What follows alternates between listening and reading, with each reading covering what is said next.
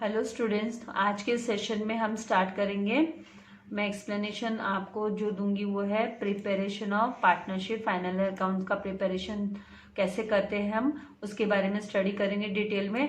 अभी इसके लिए हमें ट्रायल बैलेंस एंड एडजस्टमेंट्स चाहिए होते हैं। मतलब क्वेश्चन में आपको ट्रायल बैलेंस दिया होगा एंड एडजस्टमेंट्स दिए होंगे, मतलब कौन कौन से एडिशनल इंफॉर्मेशन है वो मेंशन रहेगी। उसकी हेल्प से ही हम प्रिपेयर कर सकते हैं फाइनल अकाउंट। उसके लिए trial balance and adjustment very important, ठीक है। फिर उसके बाद में ट्रायल बैलेंस क्या होता है, तो it is the list of, ये लिस्ट होता है किसका, मतलब list of debit and credit balances.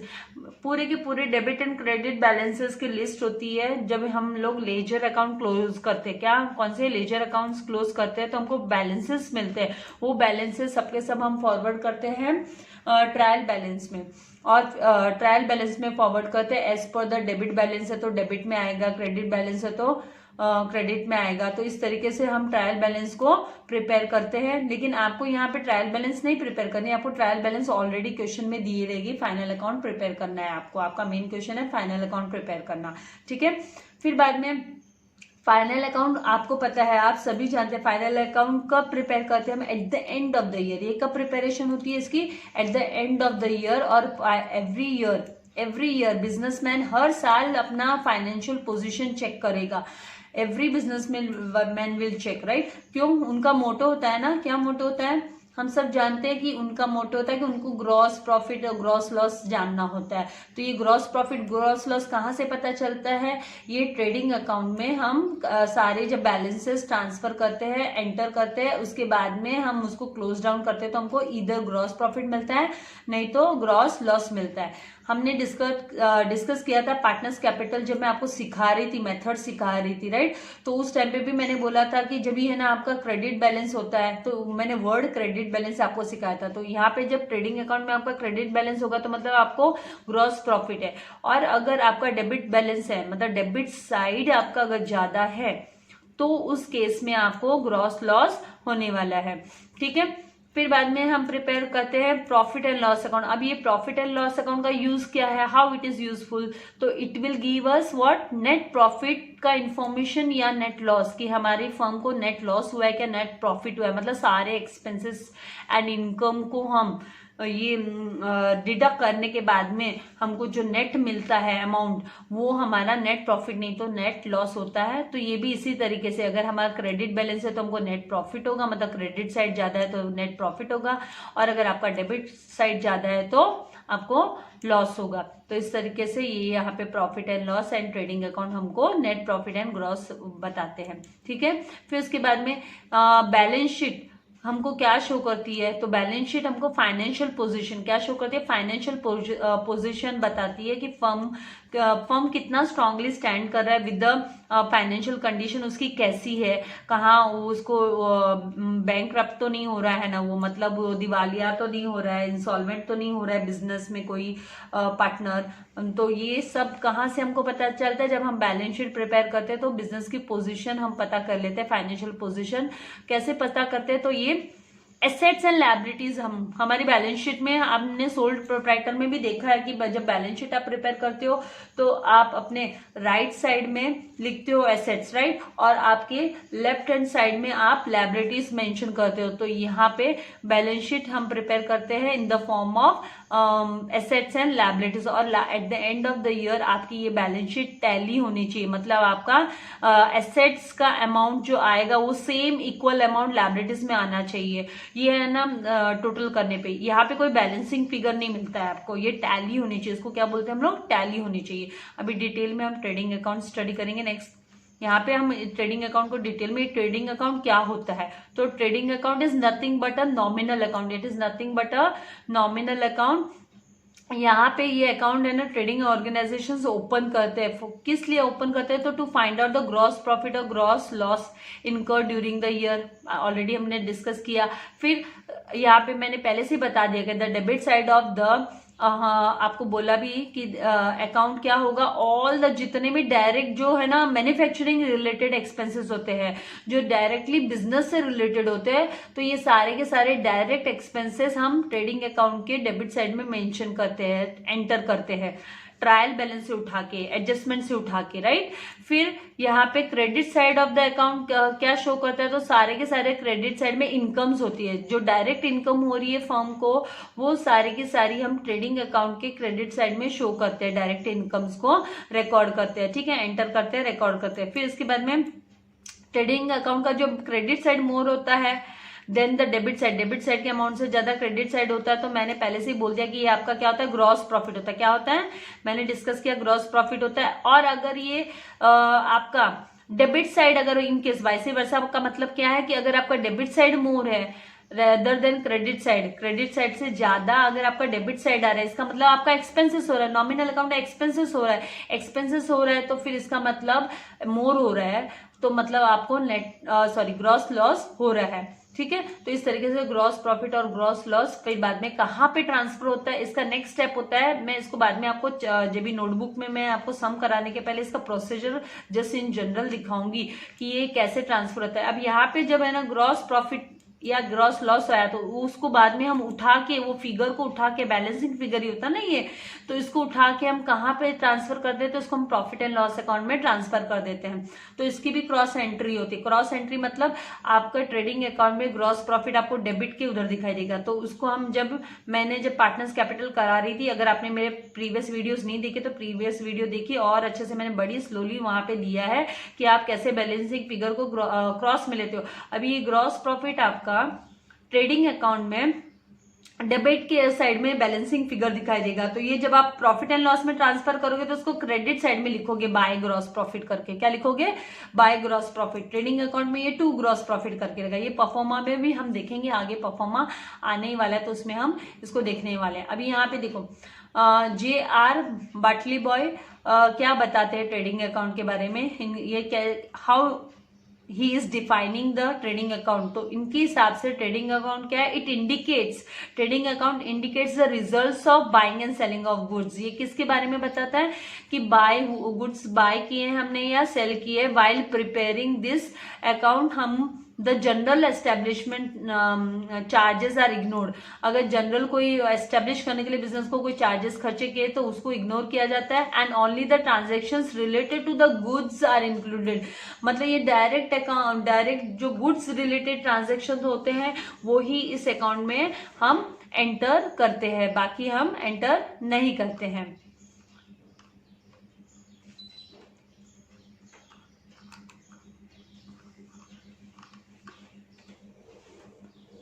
आगे अभी हम आएंगे trading account for the year ended के परफॉर्मा पे। तो ये देखिए आपके टेक्स्ट बुक के 16 नंबर पेज नंबर पे आपको ट्रेडिंग अकाउंट का परफॉर्मा दिया है। तो वहां पे हमको trading account for the year ended आपका डेबिट साइड देखिए, आपके लेफ्ट साइड में डेबिट DR आप लिखते हैं ऊपर, और राइट साइड में हम क्रेडिट लिखते हैं, ठीक है। तो अब यहाँ पे आपको देखो पर्टिकुलर्स अमाउंट रुपीज 2 कॉलम्स हम बनाते हैं एडजस्टमेंट्स के हिसाब से, एडजस्टमेंट एंट्रीज। अभी यहाँ पे हम देखेंगे कैसे एडजस्टमेंट एंट्रीज होती।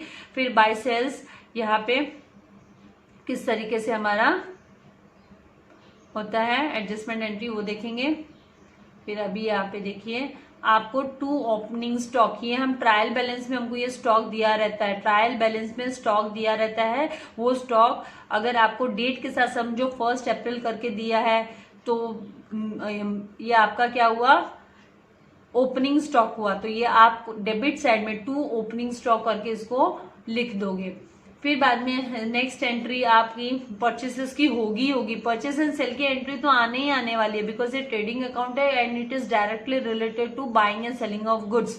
तो कितने भी कोई भी सम हो, ये तो परचेसेस एंड सेल्स के बाद तो होने ही वाली है फाइनल अकाउंट में। तो यहाँ पे 2 परचेसेस अकाउंट और यूजुअली ज्यादा करके परचेसेस अकाउंट में return outward and return outward मतलब आपने परचेस किया गुड्स फर्म के लिए और फिर बाद में उसमें से कुछ डैमेज निकले या आपने जैसे गुड्स मंगाए थे वैसे नहीं आए तो आपने उसको रिटर्न कर दिया, तो उसको रिटर्न आउटवर्ड बोला जाता है। मतलब कि आपने जो स्टॉक मंगाया था, आप करके सप्लायर ने आपको गुड्स भेजे, वो गुड्स आप रिटर्न कर रहे हो उसको, क्योंकि आपकी क्वालिटी के हिसाब से नहीं है, आपने जैसा ऑर्डर प्लेस किया था उसके हिसाब से नहीं मिला है, तो उसलिए आप इसको क्या क्या कर रहे हो, माइनस कर रहे हो। तो ये आपको रिटर्न करके लिखा हुआ आएगा और उसके साथ आउटवर्ड वर्ड आएगा। अगर आउटवर्ड नहीं आता है तो आपको ये ध्यान रखना है कि ये आपके ट्रायल बैलेंस के कौन से साइड में आएगा, ट्रायल बैलेंस के क्रेडिट साइड में दिखाई देगा, ना कि डेबिट साइड में।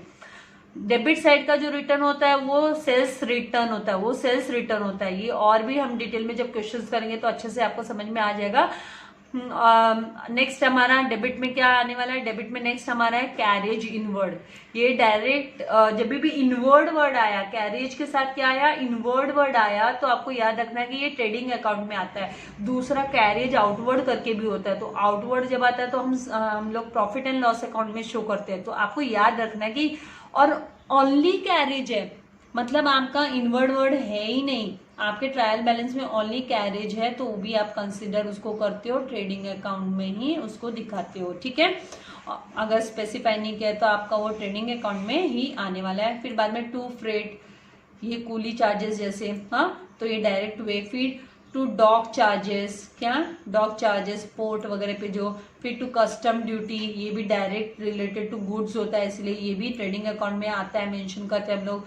फिर नेक्स्ट है टू वेजेस, ये भी हमारा ट्रेडिंग अकाउंट में ही आता है। वेजेस, ये प्रोडक्टिव वेजेस है, प्रोडक्टिव। जब अनप्रोडक्टिव वर्ड आता है तो वो हमारा जाता है इसमें प्रॉफिट एंड लॉस अकाउंट में। जो प्रोडक्टिव है मतलब ये directly related to the direct goods and buying and selling से रिलेटेड है। फिर नेक्स्ट हमारा आता है मैन्युफैक्चरिंग वेजेस, ये भी ट्रेडिंग अकाउंट में ही आता है। फिर आपका एक और नई जस्ट एंट्री कि वेजेस एंड सैलरी, जब आपकी ट्रायल बैलेंस में मतलब ट्रायल बैलेंस में आपके wages and salaries word use किया तो ये आपका ट्रेडिंग अकाउंट में आता है। एक और आता है सैलरीज एंड वेजेस करके कभी कभी, तो सैलरी, जब सैलरी से स्टार्ट हुआ है लिखना तो वो हम है ना प्रॉफिट एंड लॉस अकाउंट में दिखाते हैं। आगे आप देखोगे ही कि कैसे, तो यहाँ पे कंफ्यूज नहीं होना है। वेजेस से स्टार्ट हुआ तो आप डायरेक्टली इसको ट्रेडिंग अकाउंट में ही शो करने वाले हो। फिर नेक्स्ट आपका है इंपोर्ट ड्यूटी। क्या है इंपोर्ट ड्यूटी, तो जब इंपोर्ट ड्यूटी आता है तो आपका ट्रेडिंग अकाउंट में आता है, एंड एक्सपोर्ट आता है तो प्रॉफिट एंड लॉस अकाउंट में आता है, तो यहाँ पे इंपोर्ट ड्यूटी, ठीक है। फिर नेक्स्ट आपका, क्योंकि बाइंग एंड सेलिंग से रिलेटेड है डायरेक्ट। फिर नेक्स्ट आपका टू कोल या कोक या gas, motive, power, oil, water, grease, ये सारे के सारे ना फैक्ट्रीज में यूज होते हैं, तो ये डायरेक्टली प्रोडक्शन से रिलेटेड है, डायरेक्ट रिलेशन है प्रोडक्ट से, इनका प्रोडक्शन से, तो इसको हम डायरेक्ट रिलेशन है प्रोडक्शन के साथ में, इसीलिए इसको हम क्या करते हैं, कहाँ लिखते हैं, इसको ट्रेडिंग अकाउंट में ही मेंशन करते हैं, ठीक है। फिर और क्या है डेबिट साइड के हम देखते हैं। अभी यहाँ पे डेबिट साइड में ये नहीं, ये तो बाद में लास्ट का है, ये यहाँ पे जब मैं आपको दिखाने के लिए हाईलाइट कर दी तो ऑटोमेटिकली हो रहा है क्योंकि लाइन के हिसाब से। अभी नेक्स्ट है टू रॉयल्टी ऑन परचेस। अगर कोई रॉयल्टी परचेस पे देनी पड़ती है या प्रोडक्शन के लिए रॉयल्टी देनी पड़ती है तो वो भी ट्रेडिंग अकाउंट में आती है, क्योंकि ये directly related to purchase and production है, फैक्ट्री रिलेटेड हो गया, फैक्ट्री ओवरहेड्स हो गए। तो रॉयल्टी मतलब क्या होता है, आपको एक जस्ट एग्जाम्पल देके बताती हूँ, आप समझ लीजिए। एक एग्जाम्पल देती हूँ, अभी अमिताभ बच्चन है, ठीक है, उनके पापा है ना पोएट थे, ठीक है, तो उन्होंने काफी सारी कविताएं लिखी थी, तो वो सारे बुक्स है ना मार्केट में पब्लिश हुए, राइट। तो आज भी जितने भी बुक्स के कॉपी सेल होते हैं तो उसके ऊपर कुछ मिनिमल कुछ कमीशन है ना हरिवंश राय बच्चन, जो अमिताभ बच्चन के डैडी, उनको मिलती है as a royalty. Amitabh Bachchan को वो रॉयल्टी मतलब उनके जीवन भर उनके जितने भी मतलब पीढ़ियां जो जनरेशंस आएंगे उन सबको वो बुक सेल होगी, तो उसके एज पर उसके हिसाब से पब्लिशर उनको कुछ certain minimal amount as a royalty देता है। तो इसी तरीके से यहाँ पे ट्रेडिंग अकाउंट में जब भी आपको royalty on purchase and production आता है तो आपको यहाँ पे ट्रेडिंग अकाउंट में उसको शो करना है। फिर उसके बाद में टू प्राइमरी पैकेजिंग चार्जेस, तो जब भी प्राइमरी आता है, सेकेंडरी आता है तो प्रॉफिट एंड लॉस में आता है, जब प्राइमरी की बात होती है प्राइमरी चार्जेस तो फिर ये यहाँ पे आपके ट्रेडिंग अकाउंट में आएंगे। फिर बाद में फैक्ट्री लाइटिंग एंड हीटिंग, मैंने बोला ये डायरेक्टली प्रोडक्शन से रिलेटेड, फैक्ट्री में प्रोडक्शन होता है ना, तो फैक्ट्री लाइटिंग एंड हीटिंग आएगा तो आपका ट्रेडिंग अकाउंट में आएगा, और अगर खाली लाइटिंग चार्जेस आया तो वो प्रॉफिट एंड लॉस अकाउंट में हम मेंशन करते हैं। नेक्स्ट हमारा फैक्ट्री रेंट एंड रेट्स, तो ये भी हमारा कहाँ पे आएगा, ट्रेडिंग अकाउंट में आएगा, कि ये directly purchasing and selling and production से रिलेटेड है इसीलिए। फिर नेक्स्ट क्या है, फैक्ट्री इंश्योरेंस। क्या है, फैक्ट्री इंश्योरेंस। तो फैक्ट्री इंश्योरेंस भी डायरेक्ट रिलेटेड है, तो इसीलिए ये भी ट्रेडिंग अकाउंट में ही हम डेबिट साइड में दिखाने वाले हैं। फिर नेक्स्ट क्या है, वर्क्स मैनेजर सैलरी। तो ये भी वर्क्स मैनेजर, अगर ओनली मैनेजर सैलरी होता है यहाँ पे, अगर ओनली मैनेजर सैलरी होता ट्रायल बैलेंस में सपोज, तो फिर वो कहाँ पे जाता है, प्रॉफिट एंड लॉस। लेकिन यहाँ पे ये कहाँ जाएगा, टू, अगर ट्रायल बैलेंस में to works manager salary word दिया है, वर्क्स मैनेजर सैलरी, तो डायरेक्टली फैक्ट्री रिलेटेड है, इसके लिए ट्रेडिंग अकाउंट में ही आने वाला है। अभी क्रेडिट साइड का जस्ट देखते हैं परफॉर्मा में क्या दिया है हमारे। तो ये इन जनरल आपको पता होना चाहिए कि ऑलमोस्ट ओवरऑल इससे ज्यादा कुछ आने वाला नहीं ट्रेडिंग अकाउंट में। और ये ट्रेडिंग अकाउंट में जितने यहाँ पे परफॉर्मा में शो किए हैं ट्रांजेक्शन, वो सारे के सारे हमारे पास क्वेश्चन में आने भी नहीं वाले हैं, ठीक है। लेकिन इन जनरल ओपनिंग स्टॉक आता ही आता है, परचेसेस आता है, सेल्स आता है, रिटर्न वगैरह का आ जाता है, क्लोजिंग स्टॉक आता ही आता है। तो इस तरीके से जो जनरल जो कंपल्सरीली है ट्रेडिंग अकाउंट में जो होते हैं ट्रांजेक्शन, वो तो आते ही है। अपार्ट फ्रॉम दैट ये सारे भी आते हैं, कुछ हर एक एडजस्टमेंट नहीं आएगा पर आता है। अभी यहाँ पे आपका क्रेडिट साइड में आपको सेल्स कभी भी क्रेडिट साइड के ट्रेडिंग अकाउंट में क्रेडिट साइड में ही हम मेंशन करेंगे। ट्रायल बैलेंस में दिया रहेगा सेल्स, तो उठा के आपको क्रेडिट साइड में डाल देना है। बाय सेल्स आप लिखोगे, इनर कॉलम में आप सेल्स का अमाउंट लिखोगे, सम्स करेंगे तो और अच्छे से पता चलेगा। फिर बाद में लेस रिटर्न इनवर्ड, क्या लेस रिटर्न इनवर्ड, फिर उसका अमाउंट जो भी है वो, फिर उसमें से माइनस करते हुए हम उसको, क्योंकि सेल्स रिटर्न मतलब क्या, वो आप सेल्स इनवर्ड, हम सेल्स इनवर्ड को हम सॉरी रिटर्न इनवर्ड को हम सेल्स रिटर्न भी बोलते हैं, रिटर्न इनवर्ड को हम सेल्स रिटर्न भी बोलते हैं। तो जब आपको सेल्स रिटर्न वर्ड आता है तब तो काफी इजी हो जाता है, आपको समझ में आ गया कि सेल क्या था, वो रिटर्न आ गया आपके पास। लेकिन जब रिटर्न वर्ड आता है ना, रिटर्न इनवर्ड या रिटर्न आउटवर्ड, तब थोड़ा कंफ्यूजन अराइज हो जाता है। तो यहाँ पे with the practice, don't worry, आप जब ध्यान दोगे तो प्रैक्टिस के साथ ऑटोमेटिकली आपको आ ही जाने वाला है। फिर नेक्स्ट आपका है by goods lost by fire. तो गुड्स आग से जल गए, राइट, तो ये आपका एक तरीके से लॉस हो गया, तो ये भी आपको शो करना है। क्रेडिट साइड में आप इसको दिखा दोगे कि by goods lost by fire, चले गए ना बाहर, स्टॉक खत्म हो गया है, ये मतलब फिनिश हो गया। जैसे हम सेल्स को कैसे दिखाते हैं क्रेडिट साइड में कि चला गया गुड्स बिजनेस से, तो उसी तरीके से ये यहाँ पे से चला गया है। ओके, फिर ये गुड्स लॉस्ट बाय थेफ्ट, चोरी होने पे, अभी हमारे पास स्टॉक में नहीं है गुड्स, हाँ। फिर उसके बाद में, क्योंकि इनकी जर्नल एंट्री क्या प्रिपेयर होती है, जब प्रिपेयर होती है तो डेबिट ऑल लॉसेस, है ना, उस हिसाब से यहाँ पे अभी goods distributed as free sample, ये भी यहाँ पे फर्म में से, फर्म अगर अपना इंट्रोडक्टरी प्रोडक्ट निकाल रही है, मतलब फ्री सैंपल्स डिस्ट्रीब्यूट कर रही है नए प्रोडक्ट को मार्केट में फेमस करने के लिए। उन्होंने न्यू प्रोडक्ट लॉन्च किया, तो फ्री में वो है सैंपल्स दे दी, छोटे छोटे इन स्मॉल अमाउंट को, स्मॉल क्वांटिटी वो प्रोवाइड करते हैं कस्टमर्स को, तो उसको हम goods distributed as free samples बोलते हैं। तो ये भी बिजनेस से चला गया ना, फ्री में दे दिया है, तो इसके ट्रांजेक्शन भी हमको ट्रेडिंग अकाउंट के क्रेडिट साइड में मेंशन करना होता है।